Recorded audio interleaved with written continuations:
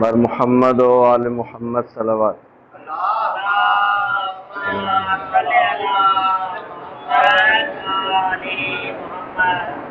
السلام علیکم. ماشاء اللہ لا حول ولا قوة الا باللہ العلی العظیم. اعوذ باللہ من الشیطان اللعین الرجیم. بسم اللہ الرحمن الرحیم. الحمد للہ رب العالمین باری الخلائق اجمعین. ثم الصلاة والسلام على سيدنا ونبينا وشفيع ذنوبنا وطبيب قلوبنا حبيبنا وحبيب إله العالمين أبي القاسم محمد صلى الله عليه وسلم وعلى آل بيت الطيبين الطاهرين المعصومين المنتجبين المنتخبين. أما بعد فقد قال الحكيم في محكم كتابه وقوله الحق وهو أصدق القائلين. بسم الله الرحمن الرحيم. تلك الدار الآخرة نجعلها للذين لا يريدون علوا في الأرض ولا فسادا. بلند صلوات.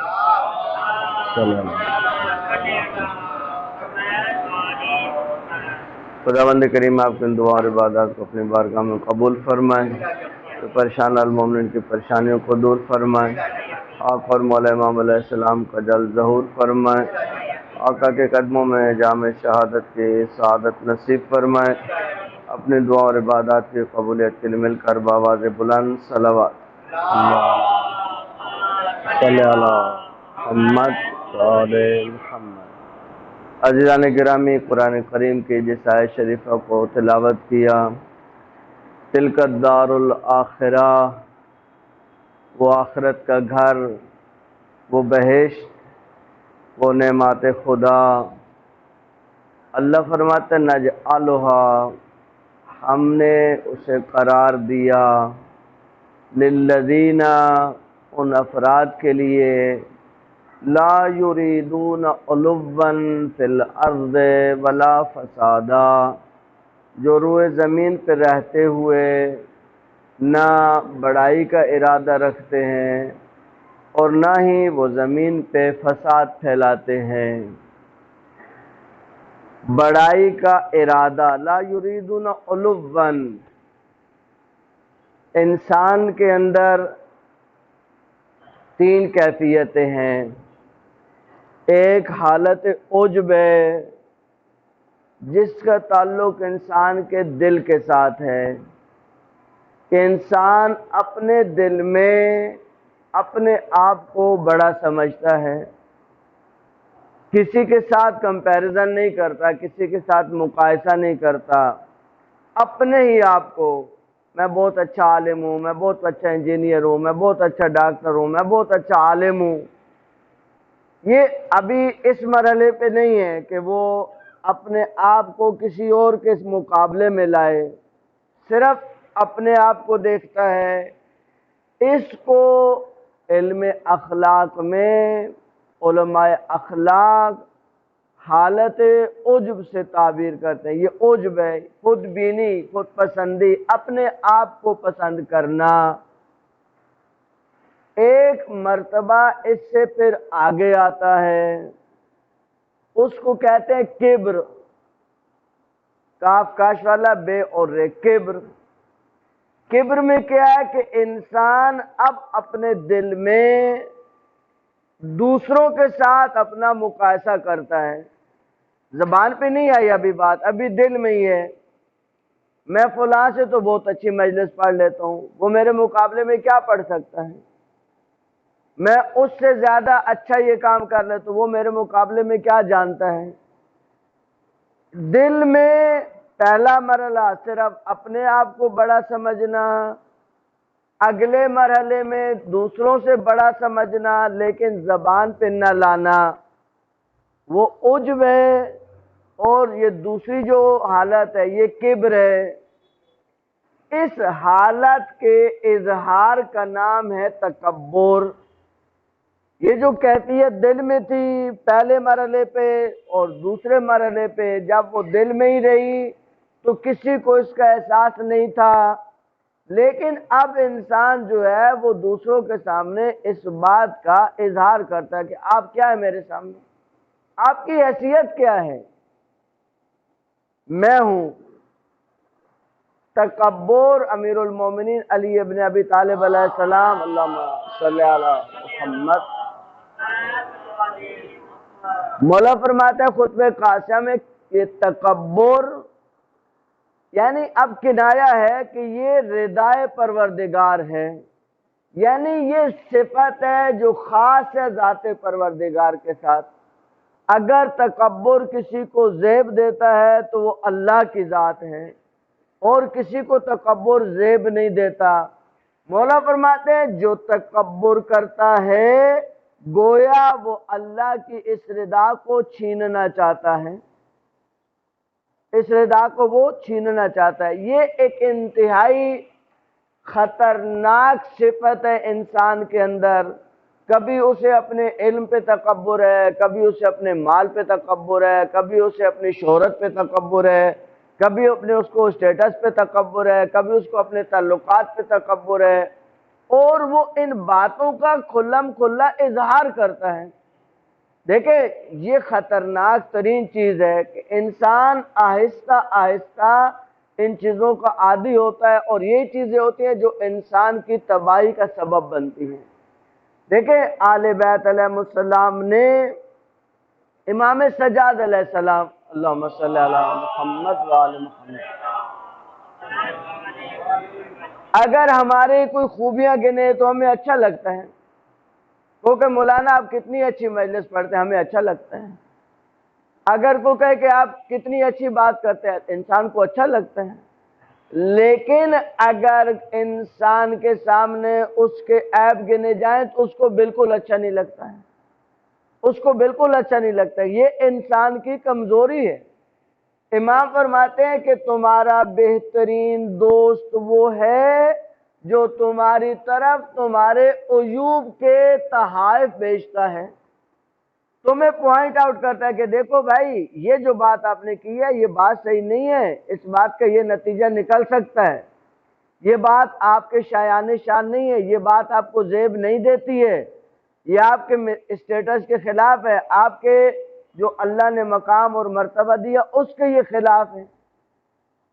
یہ ظاہراً تو اچھی بات نہیں ہے لگتی، لیکن اگر حقیقت میں دیکھا جائے تو یہ بہت اچھی بات ہے کہ انسان اپنے عیوب کی طرف متوجہ ہو۔ دیکھیں ائمہ اہل بیت علیہ السلام کے کتنے بلند مقامات ہیں۔ ایک شخص آتا ہے اور امام سجاد علیہ السلام سے کہتا ہے کہ مولا آپ کتنی عبادت کرتے ہیں؟ وہ امام کا لقب زین العابدین ہے، عبادت کرنے والوں کی زینت۔ اگر کوئی شخص کہتا بھی ہے تو غلط نہیں کہتا۔ اب بجائے اس کے کہ مولا اس پہ خوش ہوں، مولا فرماتے ہیں کہ کاش تم میرے دادا علی ابن ابی طالب کو دیکھتے کہ وہ کیا عبادت کرتے تھے۔ یعنی امام یہاں پہ کیا درس دے رہے ہیں کہ دیکھو اپنے سے اوپر کے لوگوں کو دیکھو، اچھائیوں میں بھی دیکھنا ہے تو ہم سے اچھے بہت اچھے لوگ، بہت لوگ ہیں جو ہم سے بہت اوپر ہیں، اگر ان کی نیکیوں کا جائزہ لیا جائے تو پھر ہماری کوئی نیکی ان کے سامنے نیکی نہیں ہے۔ زندگی میں سب سے مشکل ہوتا ہے انسان کے لیے ان اخلاقی قدروں کو پالنا، ان اخلاقی قدروں کو بچانا، ان اخلاقی قدروں کو پروان چڑھانا۔ معاشرے دیکھیں معصوم فرماتے ہیں اللہ نے 3 قسم کی مخلوقات کو خلق کیا۔ ایک مخلوق کو خلق کیا، رکب فیہ العقل، اللہ نے اس میں صرف عقل کو رکھا۔ وہ کون ہے؟ وہ ملائکہ ہیں۔ ملائکہ میں صرف وہ عقل اللہ نے رکھی ہے اور ان میں کوئی چیز نہیں ہے۔ اب اللہ نے جس کام پہ ان کو لگا دیا وہ اسی کام پہ لگے ہوئے ہیں۔ جن کو سجدے میں لگایا وہ سجدے میں ہے، جن کو رکوع میں لگایا وہ رکوع میں ہے، جو دعا میں ہے وہ دعا میں ہے، جو قنوت میں ہے وہ قنوت میں ہے۔ جس حالت میں ہے اسی حالت میں مصروف ہیں۔ اس کے بعد معصوم فرماتے اللہ نے ایک اور مخلوق کو خلق کیا، رکب فیہ الشہوہ، اللہ نے اس میں خواہشات کو رکھا صرف۔ وہ کیا ہے؟ حیوانات۔ حیوان کے اندر صرف خواہش ہی خواہش ہے، پیٹ بھرنے کی خواہش۔ اس کو کسی طریقے سے پیٹ بھرنا ہے۔ آپ اس کے سامنے چارہ ڈالیں تو وہ آپ سے پوچھے گا نہیں کہ یہ حلال ہے یہ حرام ہے، یا آپ اپنے گھر سے کھلا رہے ہیں یا ہمسائے کا لے کے مجھے کھلا رہے ہیں۔ وہ حیوان، اس کو اس بات کی تمیز نہیں ہے۔ آپ اسے زمینوں میں چرانے کے لیے لے جائیں، وہ چرتے چرتے آپ کی زمین سے اگلی زمین میں نکل جائے گا۔ اس کو یہ تھوڑی تمیز ہے کہ میرے مالک کی زمین کہاں تک ہے، وہ اس سے آگے بھی چلا جائے گا۔ تو اس کو تمیز نہیں ہے کہ مالک کی زمین کا دائرہ کہاں تک ہے۔ اس کو کسی طریقے سے اپنا پیٹ بھرنا ہے، جائز طریقہ ہو یا ناجائز طریقہ۔ اس کے لیے جائز ناجائز کا مفہوم ہی نہیں ہے، اور اس پہ کوئی شریعت نے ایسا بوجھ بھی نہیں ڈالا ہے۔ مالک رعایت کرے گا، مالک اپنے طور پہ رعایت کرے گا اس کو حلال کھلانے کی، لیکن حیوان کے اوپر کوئی شریعت نے ایسا بوجھ نہیں ڈالا، نہ اس کو اس بات کی تمیز ہے۔ معصوم فرماتے اللہ نے اس کے بعد ایک تیسری مخلوق کو خلق کیا۔ وہ کون ہے؟ حضرت انسان۔ رکب فیہ الشہوہ والعقل، اللہ نے اس کے اندر خواہشات کو بھی رکھا، اللہ نے اس کے اندر عقل کو بھی رکھا۔ معصوم فرماتے ہیں من غلب عقلہ علی شہوتے، جس کی عقل اس کی خواہشات پہ غلبہ پا لے۔ دیکھیں بہت دقیق بیان ہے معصوم کا۔ معصوم نے یہ نہیں فرمایا کہ انسان اپنی خواہشات کو ختم کر دے۔ خواہشات ختم نہیں ہو سکتی۔ کھانے کی خواہش کھانا ہے، پینے کی خواہش پینا ہے، باقی جو جائز خواہشات ہیں ان کو پورا کرنا ہے۔ معصوم نے یہ نہیں کہا کہ جو انسان اپنی خواہشات کو ختم کر دے۔ معصوم نے فرمایا من غلب عقلہ علی شہوتے، جس کی خواہشات پر اس کی عقل غالب آ جائے، یعنی انسان اپنی خواہشات کو پورا کرے لیکن غلبہ عقل کا ہو، عقل کی رہنمائی میں خواہشات چلے۔ یہ جو شخص ہے جس کی عقل غالب ہے اس کی خواہشات پر، یعنی کھاتا ہے تو اعتدال سے کھاتا ہے، پیتا ہے تو اعتدال سے پیتا ہے، خواہشات پوری کرتا ہے تو اعتدال کے ساتھ پوری کرتا ہے۔ حیوان نہیں ہے خواہشات کے سامنے، بے بس نہیں ہے خواہشات کے سامنے، اس کی عقل اس کی خواہشات پہ غالب ہے، یعنی وہ کنٹرول رکھتی ہے۔ جس کی عقل اس کی خواہشات پہ غلبہ پیدا کر لے، معصوم فرماتے ہیں فَهُوَ أَفْضَلُ مِنَ الْمَلَائِكَةِ یا فَهُوَ أَعْلَى مِنَ الْمَلَائِكَةِ، یہ انسان ملائکہ سے برتر ہے، یہ انسان ملائکہ سے افضل ہے، اس لیے کہ ملائکہ میں صرف عقل ہے، ان میں خواہش نام کی کوئی چیز نہیں ہے۔ یہ انسان ہے، اس کے اندر خواہش بھی ہے، اس کے اندر عقل بھی ہے، اس کو اپنی خواہشات کو مہار کرنا ہے، اپنی خواہشات پہ کنٹرول کرنا ہے۔ یہ کنٹرول کرنا اتنا آسان نہیں ہے۔ انسان خواہشات کے سامنے بے بس ہے۔ کس چیز کی خواہش؟ آپ خواہشات کا دائرہ اتنا وسیع ہے، اتنا وسیع ہے کہ انسان ساری زندگی اپنی خواہشات کے پیچھے دوڑتا ہے، ساری زندگی خواہشات کے پیچھے دوڑتا ہے۔ اب ایک وقت آتا ہے کہ انسان کی خواہشات اس کے کنٹرول سے باہر ہو جاتی ہیں. زیادہ مال کی خواہش، ضرورت سے زیادہ مال کی خواہش.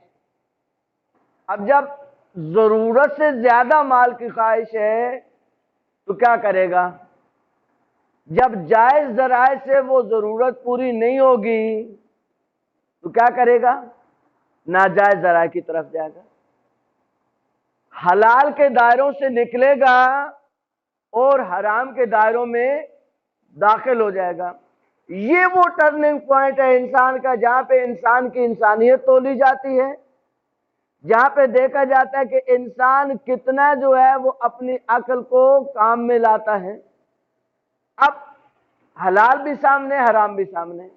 امیر المومنین علی ابن ابی طالب علیہ السلام، اللہم صلی علی محمد وعلی محمد،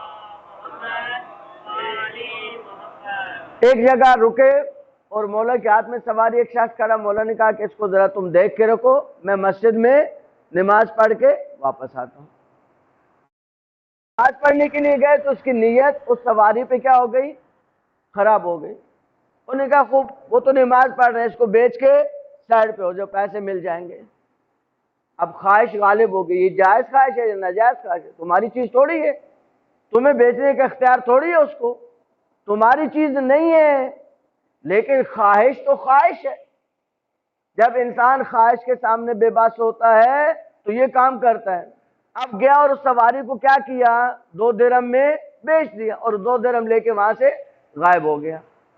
اب مولا جب باہر نکلے تو دیکھا کہ سواری بھی نہیں ہے اور وہ بندہ بھی نہیں ہے. ایک شخص سے مولا نے کہا کہ جاؤ یہاں قریب میں ہماری سواری ہوگی، کسی کو وہ بیچ کے گیا. یہ پیسے دیے مولا نے 2 درہم، وہ جا کے اس سے وہ واپس لے آیا سواری. مولا نے کہا میں نے نیت کی تھی کہ جب میں واپس آؤں گا تو اس کو یہ 2 درہم دوں گا. اب یہ 2 درہم اس کو ملنے تھے، چاہے حلال حرام طریقے سے. جائز طریقہ نہیں اپنایا، ناجائز طریقے سے مل تو گئے، کس کام کے؟ وہ حرام ہو گئے. انسان کو جو اللہ نے رزق پہنچانا ہوتا ہے، دنیا کی کوئی طاقت اس رزق کو نہیں روک سکتی ہے.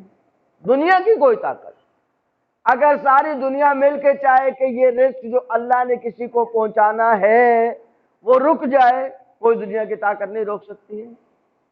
دیکھیں اللہ جب ارادہ کر لیتا ہے تو بڑی بڑی طاقتیں اللہ کے سامنے عاجز ہو جاتی ہیں، بے بس ہو جاتے ہیں. حضرت موسیٰ کا مقابلہ کس کے ساتھ؟ فرعون کے ساتھ تھا. فرعون، دیکھیں خواہشات کا دائرہ بہت وسیع ہے.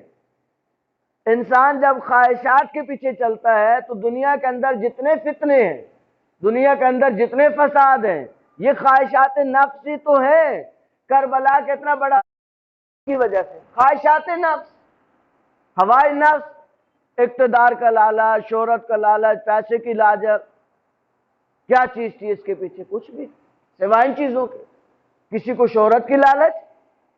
اب فرعون حضرت موسیٰ علیہ السلام کو دنیا میں آنے سے روکنے کے لیے خواہش نفس ہے کہ حضرت موسیٰ دنیا میں نہ آئے، کہ نہ وہ آئے، نہ ہمارا اقتدار جائے، نہ ہماری حکومت ختم ہو.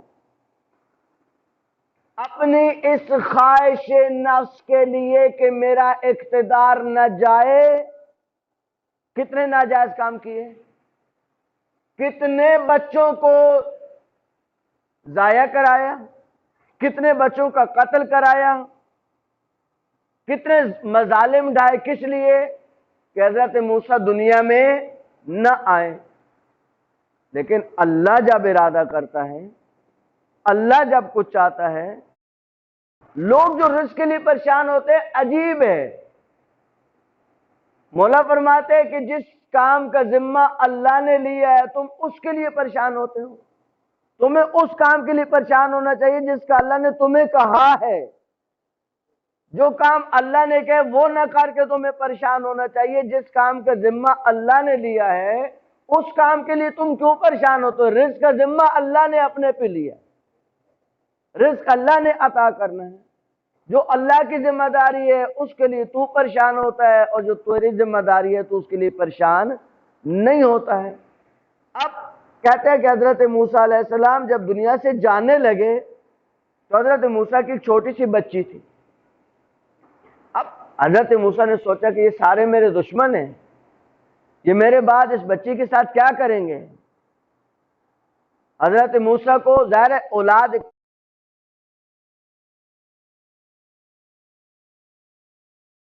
نبی بھی ہے تو اولاد کے ساتھ تو محبت فطری امر ہے.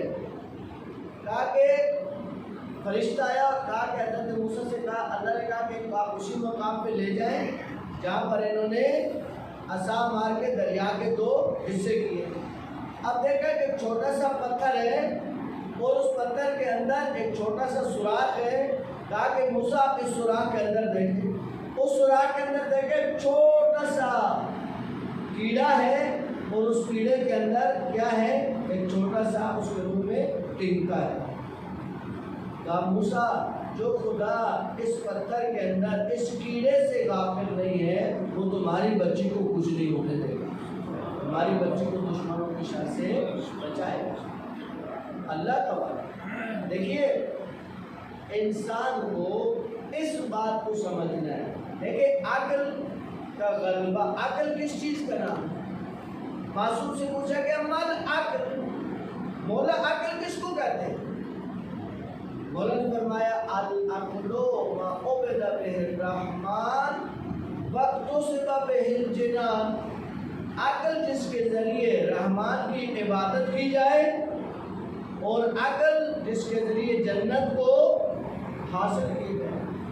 مولا فرماتے ہیں اللہ نے تیرے نفس کی قیمت بہشت ڈالی ہے، اس کو اس سے کم قیمت میں نہیں بیچ رہا. کم قیمت میں بیچ کے کیا کہتے ہیں لوگ؟ کہتے ہیں آپ نے خسارہ کیا، آپ نے گھاٹے میں چیز بیچ دی، آپ نے نقصان میں چیز بیچ دی. مولا فرماتے ہیں اللہ نے تیرے نفس کی قیمت بہشت ڈالی ہے. اگر تو نفس کو بہشت سے کم تر چیز پہ بیچے گا تو کیا کرے گا؟ نقصان کرے گا، تیرا گھاٹا ہو جائے گا. تیرے نفس کی زیادہ سے زیادہ قیمت بہشت ہے یا کم سے کم؟ لیکن چیزوں کی قیمتیں یا زیادہ سے زیادہ ہوتی ہیں یا کم سے کم ہوتی ہیں. آپ کہتے ہیں کم سے کم اس چیز کی یہ قیمت ہے، زیادہ کوئی لمٹ نہیں ہوتی. کہا تیرے نفس کی زیادہ سے زیادہ قیمت بہشت نہیں ہے، تیرے نفس کی کم سے کم قیمت بہشت ہے. یعنی بہشت سے کم پہ اپنے آپ کو نہیں بیچنا ہے. مولا بہشت پہ تو جانے کا ارادہ ہے سب کا، جائے گا کون؟ دیکھیں پہلے عقل کو سمجھیے. عقل کلمہ عربی کے اقال سے نکلا ہے. اقال عین قاف دو کش اور نقطوں والا الف اور لام. اقال عربی میں اس لفظ کا مطلب اردو میں ہوتا ہے وہ کیل جس کو زمین میں گاڑ کر اس کے ساتھ حیوان باندھا جاتا ہے، اس کو کہتے ہیں اقال، جس کو پنجاب میں قلہ بولتے ہیں. جو زمین میں گاڑتے ہیں تو اس کے ساتھ حیوان کو باندھا جاتا ہے. اب یہ قلہ یا جو کیل ہوتا ہے یہ مختلف سائز کے ہیں. مثلا آپ نے بکری باندھی تو بکری باندھنے کے لیے بڑا کیل نہیں لایا جاتا، اس کے لیے چھوٹا سا کیل جو زمین میں گاڑ دیتے ہیں، کیونکہ بکری میں اتنی پاور نہیں ہوتی کہ وہ زمین میں کھینچ کے اس کو اکھاڑ کے لے جائے. لیکن اگر اسی کیل کے ساتھ آپ کو بیل باندھنا ہے، اب یہ کیل کام نہیں کرے گا. اب کافی گہرا زمین کے اندر کیل جو ہے وہ ڈھونکا جاتا ہے. کس لیے؟ کہ اس حیوان کی طاقت زیادہ ہے، یہ ایک جھٹکے سے اس کیل کو نکال کے بھاگ جائے گا. بھاگ کے کیا کرے گا؟ تباہی کرے گا، اس کو مارے گا، اس کو مارے گا، اس کی زمین میں جائے گا، ادھر جائے گا. حیوان کا یہی کام ہے. حیوان اور کیا کرتا ہے؟ حیوان کو جب آپ چھوڑ دیں گے یا وہ بھاگ جائے گا، آپ دیکھیں جب یہ عید الاضحیٰ کا موسم آتا ہے، عید قربان کا موسم آتا ہے تو لوگوں کو بہت شوق ہوتا ہے، وہ حیوان تو لے آتے ہیں. لیکن اگر وہ حیوان ہاتھ سے چھوٹا، کتنی ویڈیو وائرل ہوئی کہ وہ اس نے کیا کیا تباہی پھیلائی. کیونکہ حیوان وحشی ہے، اس لیے اس کو کیل کے ساتھ باندھا جاتا ہے کہ وہ وحشت نہیں پھیلائے، وہ لوگوں کا نقصان نہیں کرے، کیونکہ وہ چھوٹے گا وہ نقصان کرے گا. معصوم فرماتے ہیں عقل جو ہے وہ اسی کلمہ اقال سے نکلا ہے. یعنی یہ کیل جتنا گہرا زمین کے اندر ہوتا ہے، حیوان پوری طاقت لگا کے بھی اس کو نکال نہیں سکتا ہے. عقل جتنی مضبوط ہوتی ہے، خواہشات پورا زور لگا کے بھی اس کو اکھیڑ نہیں سکتے. خواہشات اپنا زور لگاتی ہیں، بہت زور ہوتا ہے، خواہشات کے اندر بھی زور کام نہیں ہو، لیکن اگر عقل کا قلعہ مضبوط ہو تو خواہشات اس کے گرد گھومتی دلاتی ہیں۔ دیکھیں حیوان جب کیل سے جان نہیں چھڑا سکتا، اس کو کھیل نہیں سکتا، تو کیا کرتا ہے؟ اس کے گرد گھومتا رہتا ہے۔ خواہشات اسی طریقے سے عقل کے گرد چکر کاٹتی جاتی ہیں، اس کو اپنی جگہ سے ہلا نہیں سکتی ہیں۔ کب؟ جب عقل میں طاقت ہو۔ اگر عقل میں طاقت نہیں ہو تو معمولی سی خواہش انسان کو جڑوں سے اکھیڑ دے، جڑوں سے۔ انسان انسانیت بولتا ہے، انسان اپنا مقام بولتا ہے، انسان شرافت بولتا ہے، انسان رشتے بولتا ہے، انسان سب کچھ بولتا ہے۔ اس وقت جب اس کی عقل پہ اس کی خواہشات غلبہ کر لیں۔ جودا پہ کیا ہوا تھا؟ جودا کے ساتھ کیا ہوا؟ 1,00,000 درہم کی خواہش، 1,00,000 درہم کی خواہش اور یزید کے ساتھ شادی۔ امام نے کہا یہ دونوں نہیں ہوں گے تیرے لیے، یہ دونوں کام نہیں ہونے والے، یہ تیرے ساتھ جھوٹا وعدہ کیا گیا ہے جو پورا نہیں کیا جائے گا، تجھے فریب دیا گیا ہے، لیکن اس کی عقل مضبوط نہیں، تو اس کی خواہش کیا ہو گئی؟ غالب آئی۔ جب خواہش غالب آئی تو کتنی بڑی جنایت کا ارتکاب کیا۔ امام حسن مجتبیٰ جیسے شوہر کو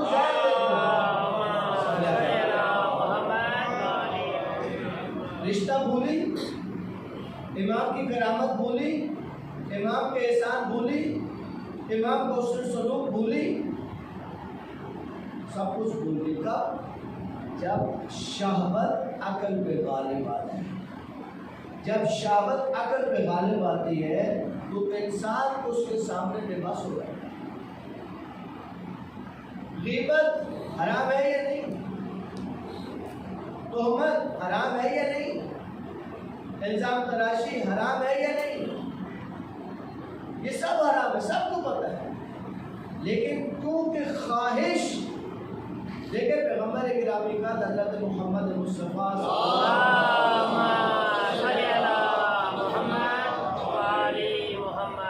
پیغمبر سے پوچھا کہ یا رسول اللہ کیا ممکن ہے کہ کوئی شخص مومن ہو اور وہ کسی گناہ کبیرہ کا ارتکاب کرے، مثلا چوری کرے؟ پیغمبر علیہ السلام نے کہا یہ بات امکان رکھتی ہے، اس بات کا امکان ہے کہ اس میں خواہش نفس غالب آئے اور وہ کسی کی چیز چوری کرے، لیکن مومن کے بارے میں قرآن یہ کہتا ہے کہ اس کی یہ صفت دائمی نہیں ہوتی۔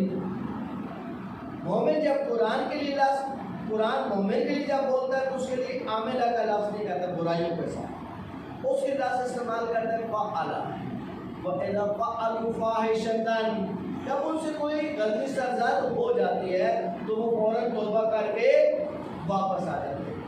پیغمبر فرماتے ہیں یہ ممکن ہے کہ کسی وقت انسان کے اوپر خواہش غالب آ جائے، ہر وقت نہیں، زندگی میں کبھی ایسا امکان رکھتا ہے، ممکن ہے۔ اس نے پوچھا یا رسول اللہ ممکن ہے کہ کوئی اور کبیرہ گناہ انسان کرے؟ اللہ کے رسول نے کہا یہ بھی۔ تیسری بار اس نے پوچھا یا رسول اللہ ممکن ہے کہ کوئی مومن ہو اور وہ جھوٹ بولے؟ اللہ کے رسول نے کہا اللہ یہ نہیں ہو سکتا،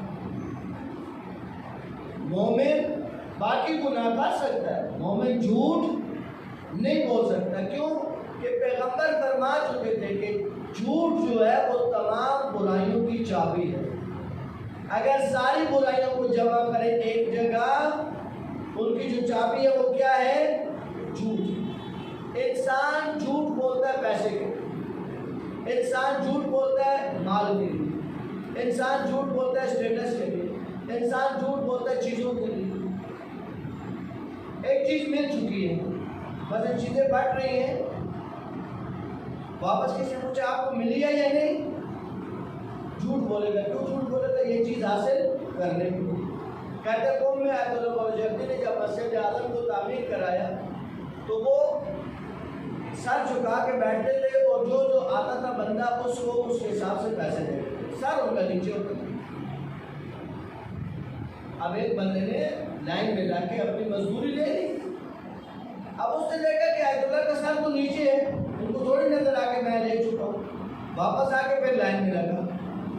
جب واپس پہنچا اس جگہ پر تو آقا نے سر اٹھایا گا کہ بگی نیگیٹو تھی، تمہیں تو میں دے چکا ہوں۔ اب اس کی خواہش اس پہ غالب آئی اور وہ یہ چیز لینے کے لیے واپس پہنچ گیا۔ انسان اپنے آپ کو گراتا ہے معمولی چیزوں پر۔ کب؟ جب انسان اپنا مقام نہیں سمجھتا، جب انسان اپنی عظمت کو نہیں سمجھتا۔ کہتا ہے دنیا میں شرک کیوں پھیلا؟ شرک اس میں پھیلا کہ انسان نے اپنے مقام کو نہیں سمجھا۔ انسان نے اپنے ہاتھ سے مورتی بنائی، اپنے ہاتھ سے بت بنایا، اپنے ہاتھ سے، اور اسی کو پوجا کرنا شروع۔ یہاں پہ اٹل کام آئی انسان کو کہ انسان خواہش کے پیچھے کتنا بھاگا انسان کہ وہ چیز جس کو اپنے ہاتھ سے تراشا، وہ چیز جس کو اپنے ہاتھ سے بنایا، اسی کو انسان نے بعد میں پوجنا شروع کیا۔ یہ من غلبہ شہوتہ علی عقلہ، معصوم فرماتا ہے کہ جس کی خواہشات اس کے نفس پہ غالب آ جاتی ہیں، وہ ادنی من البہائم، وہ چوپایوں سے بھی کیا ہوتا ہے؟ بدتر ہو جاتا ہے، وہ چوپایوں سے بھی بدتر ہو جاتا ہے۔ جب انسان اپنی قیمت کو نہیں سمجھتا ہے، جب انسان اپنی ارزش کو نہیں سمجھتا ہے۔ عمر سعد کو مولا نے فرمایا تھا کربلا میں، عمر سعد تم یہ کام کیوں کرنا چاہتے ہیں؟ کیا مسئلہ چاہیے کیا تمہیں؟ انہوں نے اگر تمہیں پیسے کی آفر کی ہے تو جتنا پیسہ تم چاہتے ہو میں حسین فریدی تمہیں دینے کو چاہتا ہوں۔ اگر تمہیں انہوں نے کسی مکان کی آفر کی ہے تو میں تمہیں دنیا میں بھی مکان دیتا ہوں، گھر دیتا ہوں، اور تمہیں میں جنت میں بھی گھر دیتا ہوں۔ اگر تمہیں انہوں نے کسی باغ کی آفر کی ہے تو مدینہ کے اطراف میں میرے بابا کے بہترین باغات ہیں، ان میں سے جس باغ کو بھی تم لینا چاہتے ہو میں تمہیں دینے کو تیار ہوں۔ اس سے زیادہ کیا مولا آفر کرتے سو؟ اس نے کہا نہیں مولا، مجھے انہوں نے شہر رائے کی گورنری بتا، مولا نے کہا اس کے جلدوں میں تمہارے مقدر میں نہیں دوں۔ لیکن یہ جو نفس کا دھوکہ ہے، یہاں پہ انسان سب کچھ سمجھ آتا ہے کہ انسان کی انسانیت کیا ہے، امام معصوم مانتا بھی ہے، یہ نہیں کہ مولا کو نہیں مانتا، یہ نہیں کہ اس کو نہیں پتا کہ حسین کو حسین کی عظمت کیا ہے، لیکن خواہشات نفس کا دائرہ اتنا وسیع ہے کہ انسان خواہشوں کے پیچھے اتنا برباد ہو جاتا ہے۔ امام معصوم سمجھا رہے ہیں، امام معصوم آفر کر رہے ہیں، کہا نہیں مجھے انہوں نے شہر رائے، اور پھر مولا فرما رہے کہ نہیں ملے گی شہر رائے کی گندم تمہیں، میں تمہارے مقدر میں نہیں دیکھ رہا۔ لیکن اس کو دھوکہ کیا ہوا؟ اس کو جو دھوکہ ہوا ہے عربی میں اس کے لیے ایک لفظ استعمال ہوتا ہے تصویر، چھوٹی تے سین واو یہ لام، تصویر۔ تصویر کا مطلب ہوتا ہے کہ انسان کو نفس دھوکہ دیتا ہے کہ ابھی یہ تم چیز کھا لو، یہ سامنے میڈیکل سٹور ہے، جا کر اس کے اوپر اس کی دوائی کھا لیں، وہ چیز نیچے چلی جائے، یہ نفس کا دھوکہ ہے۔ ٹھیک ہے وہ سامنے میڈیکل سٹور بھی ہے، لیکن تمہیں یہاں سے کہاں سے اطمینان مل گیا کہ یہ چیز کھا کے تم بچ بھی جاؤ گے اور وہاں تک پہنچ بھی جاؤ گے؟ ممکن ہے کہ وہاں پہنچنے سے پہلے تمہاری موت ہو جائے۔ یہ نفس کا دھوکہ تھا جو عمر سعد کو لے گیا اور وہ اس دھوکے میں آ گیا۔ لیکن کربلا کے واقعہ میں صرف ایک شخص تھا جس کو ریٹرن پروف کیا گیا، باقیوں کے لیے اعلانات تھے کہ اگر تم کربلا میں پہنچے تو تمہیں انعام سے نوازا جائے گا، کیا انعام دینا ہے، کتنا انعام دینا ہے، اس کی کوئی حد مقرر نہیں کی۔ لوگ اس اعلان کے پیچھے بھاگے اور بعد میں کس کو کیا ملا یہ بھی تاریخ اٹھا کے نہیں ملی۔ کہ مثلا ایک شخص آیا اور اس نے کہا کہ مجھے تو گھوڑے کے برابر سونا لاد کے دو، گھوڑے کی یعنی اونچائی کے برابر سونا رکھو ایک طرف اور مجھے دو۔ ابن زیاد نے کہا کیوں؟ کہا میں نے اس اتارا ہے، گھوڑے کی پوچھ سے اتارا ہے، امام کو صاف پڑھے کہ جو رسول کا نواسا تھا، جو زارا کا دل بند تھا، وہ صاف پڑھ رہا ہے۔ ابن زیاد نے کہا کہ بدبخت، اگر تجھے پتا ہے کہ اتنا قیمتی انسان تھا تو یہ کام کیوں کیا؟ حسرت دنیا والا نہ دنیا ملی، آخرت تو پہلے ہی ہاتھ سے جا چکی۔ عمر صاحب کو تو مولا نے بہت پہلے سمجھایا، بہت پہلے سمجھایا، لیکن کربلا کی یہ خواہشات نفس، کربلا مقابلے میں جو ہے تو ان کو خواہشات نفس لے گئے، لیکن خواہشات نفس کا دائرہ بہت وسیع ہوتا ہے۔ بعض اوقات انسان سمجھتا ہے، شیخ مطالعہ کہتے ہیں بعض اوقات انسان سمجھتا ہے کہ میں نے خواہشات کو دبا دیا، کہا کہ حیوان ہے، اس کو جب کچھ نہیں ملتا تو وہ خاموش ہو کے لیٹ جاتا ہے، لیکن اس کو اگر کہیں سے بو آتی ہے، بو، تو وہ دوڑتا ہے اس چیز کی طرف، اب اس کا نفس واپس جاگ جاتا ہے، ظاہر اس نے اپنے آپ کو رام کر لیا تھا، روک لیا تھا۔ کہ ہم بعض اوقات سمجھتے ہیں کہ ہم نے اپنے نفس کو رام کر لیا، ہم نے اپنے نفسوں کو خواہش کو روک لیا، کہ وہ پتہ اس وقت چلے گا کہ جب کوئی خواہش سامنے آئے اور انسان اس خواہش کو پورا کر سکتا ہو، اس وقت اگر وہ نفس پہ قابو پاتا ہے تو امتحان ہے۔ اگر انسان کے پاس کوئی موقع نہیں ہے خواہش پورا کرنے کا، حضرت یوسف کے سامنے خواہش کو پورا کرنے کا موقع آیا، لیکن کیا کہہ کر پیچھے ہٹے؟ یہی پیغام دیا جوانوں کو، کہا دیکھو موقع ہے، جوانی بھی ہے، لیکن اگر دل میں خوف خدا ہو تو زلیخا نے جا کر اپنے بتوں پہ اوپر کپڑا ڈالا۔ امام حضرت یوسف نے کہ کیا کر رہی ہو؟ کہا کہ میں چاہتا ہوں کہ ہمیں کوئی یہاں دیکھے نہیں۔ حضرت یوسف نے کہا جن کو تو خدا مانتی ہے ان پہ اگر کوئی کپڑا نہیں بھی ڈال تو یہ تیرا میرا کچھ بگاڑ نہیں سکتے ہیں، لیکن جس کو میں رب مانتا ہوں انہو علیم بذات الصدور، وہ میرے دل میں اٹھنے والے خیالات کو بھی جانتا ہے،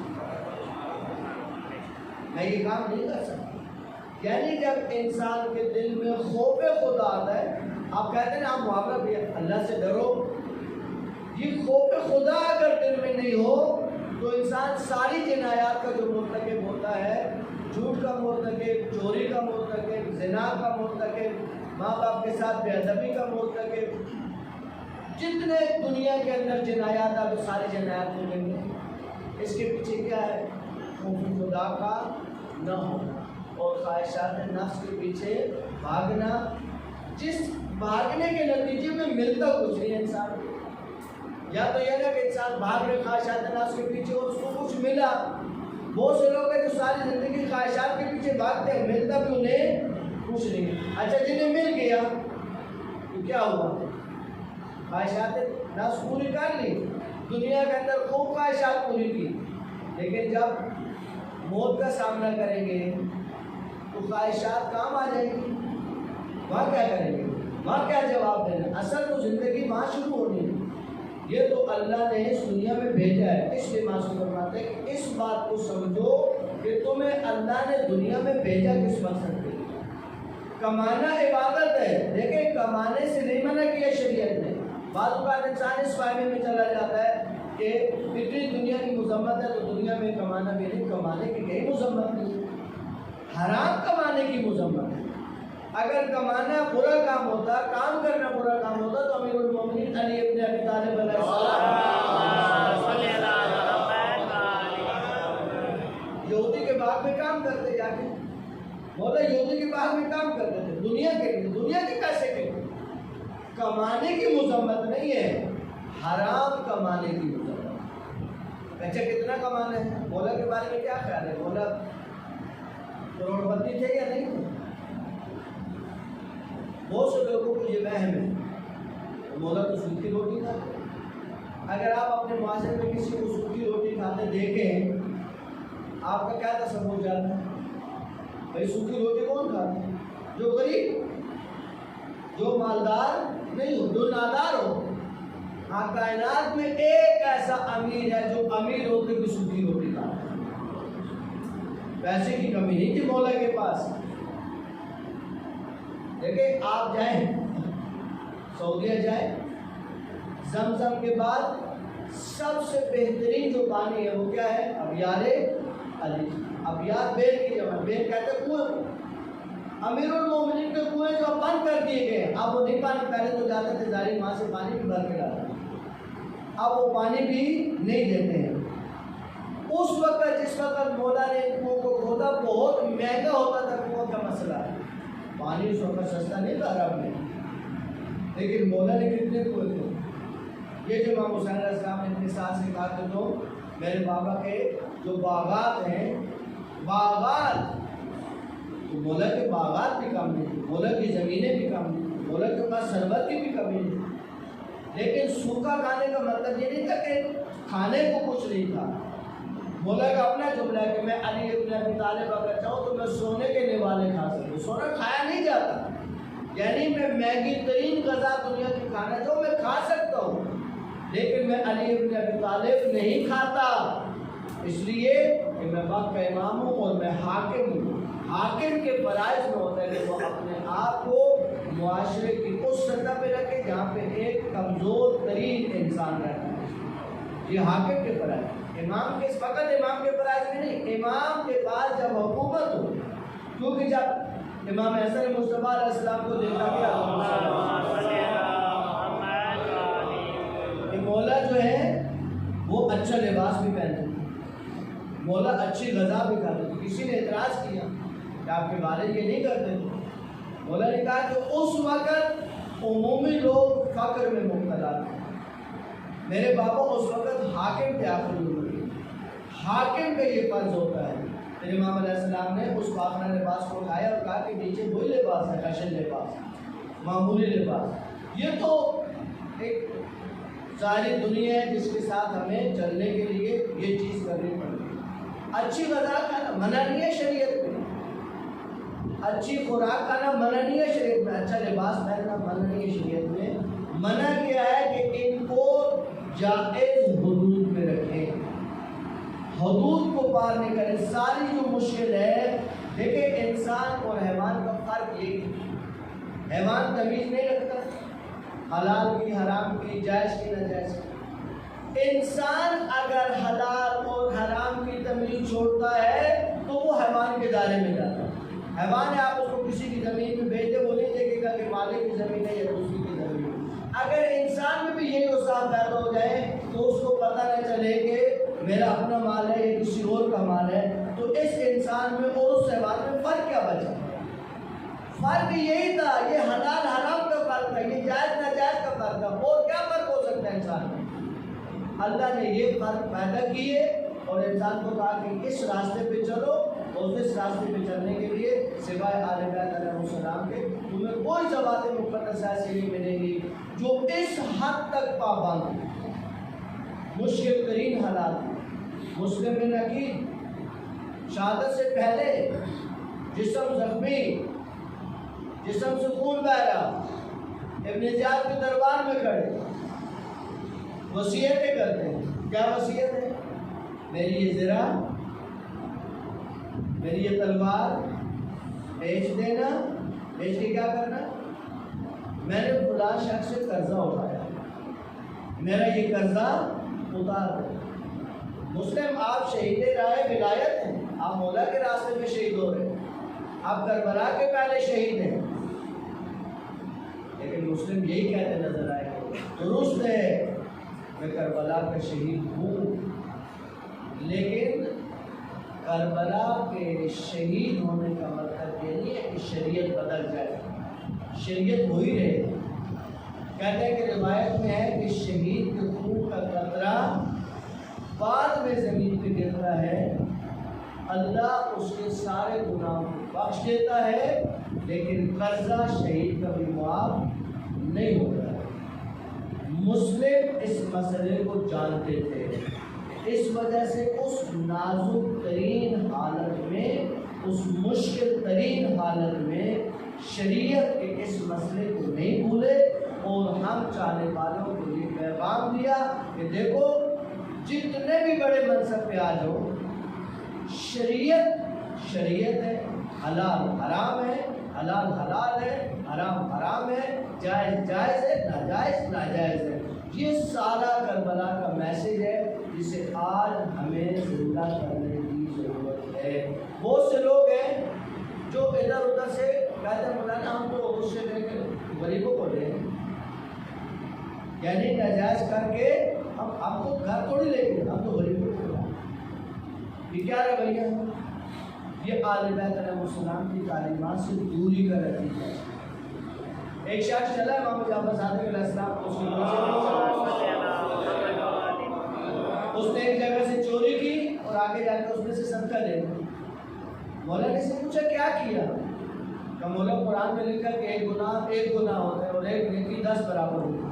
میں نے ایک گناہ کیا ہے اور ایک نیکی کی، تو اگر ایک گناہ مائنس بھی ہو گیا تو 9 نیکی تو مجھے ملی۔ مولا نے کہا پھر تم نے پورا قرآن نہیں پڑھا ہے، مطلب کا قرآن پڑھا ہے۔ نے کہا اور کیا ہے؟ مولا نے کہا اسی قرآن میں ہے انما یتقبل اللہ من المتقین، اللہ اعمال قبول کرتا ہے ان کے جو اعمال تقویٰ کی بنیاد پہ۔ چوری کے اعمال، چوری کر کے اللہ کی راہ میں دینا اللہ کو اعمال قبول نہیں۔ یہ حال ہے عزیزان کرام، ہمارا کچھ خرچ نہیں ہوا اور اہل بیت کا بچہ کچھ ہوا۔ اہل بیت کے گھر میں کچھ نہیں بچا، زارا کے گھر میں کچھ نہیں بچا۔ وہ مصیبتیں، وہ تکالیف، جب یہ لٹا ہوا قافلہ واپس پہنچا ہے، امام سجاد علیہ السلام نے بشیر کو کہا کہ جاؤ اور مدینہ میں منادی کرو کہ مدینہ کے وارث واپس آ رہے ہیں۔ بشیر آئے اور مدینہ میں کہنا شروع کیا ہے مدینہ والوں، مدینہ تمہارے رہنے کے قابل نہیں رہا، اب آؤ وارث مدینہ واپس آ رہے ہیں۔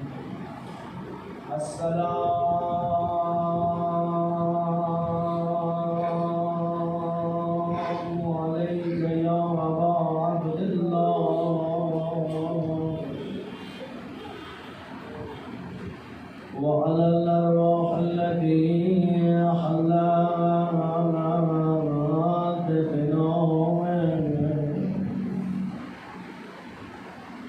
عليك مني سلام الله أبدا